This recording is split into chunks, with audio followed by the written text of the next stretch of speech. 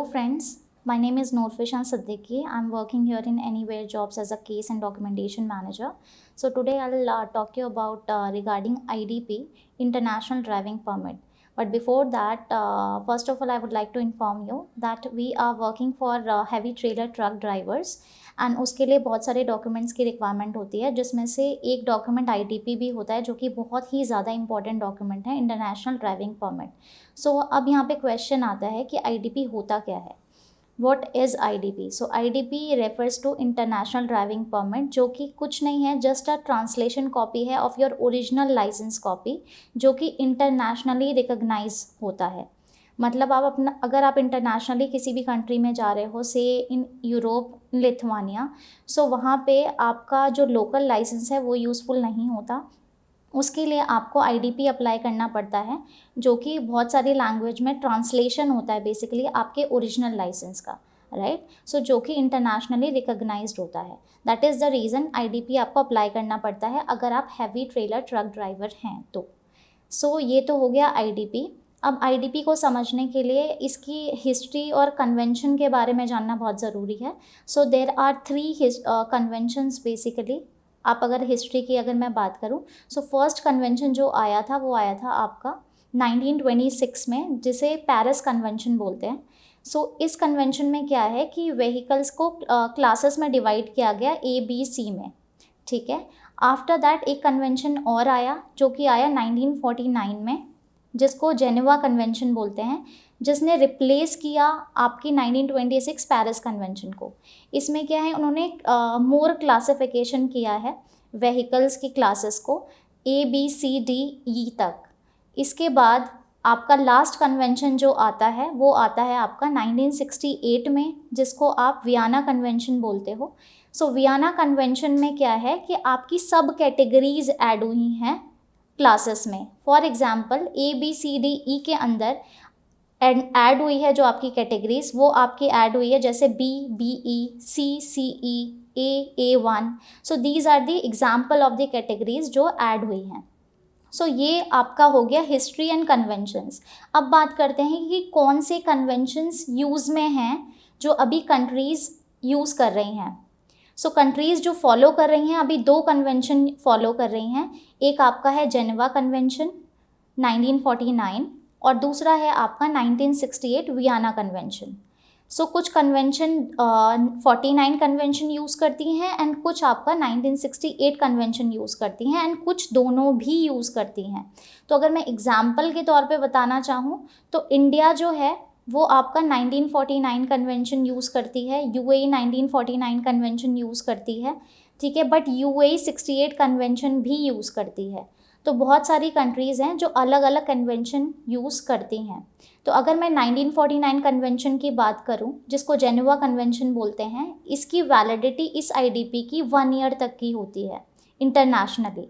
और अगर latest 1968 convention की बात करूं, सो इसकी वैलिडिटी अप टू 3 ईयर्स की होती है। डिपेंड करता है कि आप किस कंट्री में जा रहे हो और वो उसे कैसे रिकॉग्नाइज कर रहे हैं, राइट।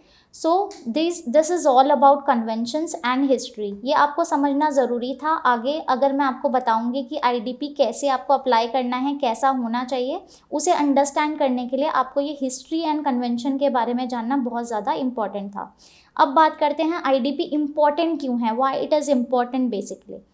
सो आईडीपी इम्पॉर्टेंट इसलिए है क्योंकि जब आप इंटरनेशनली ट्रैवल करते हो, सो ऑब्वियसली जब आप वहाँ पे जाओगे तो आप अपने लोकल लाइसेंस के साथ ड्राइव नहीं कर सकते, राइट। सो आईडीपी इम्पॉर्टेंट फर्स्ट पार्ट तो इसीलिए है कि आप वहाँ जाके ड्राइव तुरंत ही अपना काम स्टार्ट कर सको। उसके बाद आप वहाँ के लोकल लाइसेंस अप्लाई कर सकते हो।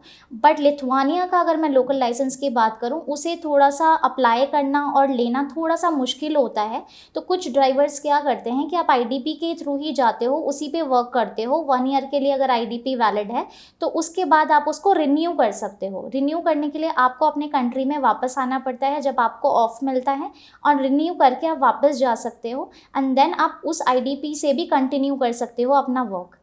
ये ज़रूरी नहीं है कि आप लोकल लाइसेंस अप्लाई करो, बट अगर आप कर लेते हो तो जो यूरोप में वो बहुत अच्छा चलता है, आपको आगे की अपॉर्चुनिटी अच्छी मिलती है। थोड़ा सा टफ होता है, बट अगर आप उसको क्रैक कर लेते हो that will be better. Second important factor अगर मैं बात बताऊं क्यों IDP इम्पॉर्टेंट है, कोड 95 सर्टिफिकेट के लिए। सो कोड 95 सर्टिफिकेट बेसिकली होता क्या है, एक रूल बुक होती है कोड 95 यूरोप में। तो इस रूल बुक में लिखा होता है कि आप यूरोप में कैसे ड्राइव कर सकते हो, क्या रूल्स एंड रेगुलेशंस हैं अगर आप यहाँ पे आओगे। क्योंकि किसी भी कंट्री में ऑब्वियसली सी बात है, आप अपने इंडिया या के हो अगर आप, तो इंडिया के रूल्स एंड रेगुलेशंस के हिसाब से आप ड्राइव नहीं कर सकते, राइट। सो आपको वहाँ पर जाना है और यूरोप के अकॉर्डिंग ड्राइव करना है। तो सबसे पहले आपके IDP के बेसिस पे आपकी कोड 95 ट्रेनिंग होती है कि ऐसे ऐसे आपको ड्राइव करना है। विथआउट कोड 95 ट्रेनिंग और सर्टिफिकेट आप वहाँ पे ड्राइव लीगली नहीं कर सकते। So this is the second important point कि why IDP is important. Third point is tacho card. जब आप वहाँ जाते हो, हर एक ट्रेलर ड्राइवर उनके ट्रक में एक टेको कार्ड उनको दिया जाता है जो अपने साथ रखते हैं। वो एक प्लास्टिक आइडेंटिटी कार्ड होता है जिसमें आपकी फ़ोटो होती है और एक चिप लगी होती है जिसमें आपकी ड्राइविंग की डिटेल्स रिकॉर्ड होती है बेसिकली। सो वो बहुत इंपॉर्टेंट है लीगली ड्राइव करने के लिए लिथुआनिया में। एंड अगर मैं फोर्थ इंपॉर्टेंट पॉइंट की बात करूँ कि वाई इट इज़ यूज़फुल, तो अगर आपको इंश्योरेंस अप्लाई करना है वहाँ पे कि अगर आपका एक्सीडेंट हो जाए तो उसके लिए इंश्योरेंस आप पहले ही अप्लाई कर लो, या कुछ भी ऐसा मिसहैपनिंग होता है जिसके लिए आप इंश्योरेंस अप्लाई करना चाहते हो, तो आपका मेन डॉक्यूमेंट जो मांगा जाता है वो IDP ही मांगा जाता है। So these are the important points कि why IDP is important. Now lastly जो मैं आपसे बात करना चाहती हूँ वो ये बात करना चाहती हूँ कि IDP कैसा होना चाहिए, आपको कैसे अप्लाई करना है। सो IDP जब आप अप्लाई करते हो वो आपका first of all booklet format में होना चाहिए। बुक की तरह होता है आपका IDP, हर एक लैंग्वेज में होता है, right. So booklet format is must. Second thing is आपका C&E मार्किंग होना चाहिए। C&E मार्किंग किसके लिए होता है, ट्रेलर ड्राइवर्स के लिए, हैवी ट्रक ड्राइवर्स के लिए होता है। तो हमारे लिए यही इंपॉर्टेंट है, C&E marking is important, right. Third चीज़ इज आपको वैलिडिटी चेक करनी है। वैलिडिटी आपकी होनी चाहिए एटलीस्ट 1 ईयर। तो IDP आपको रिसेंटली अप्लाई करना है बेसिकली, ठीक है। तो these are the 3 important points which you need to check while applying for the IDP।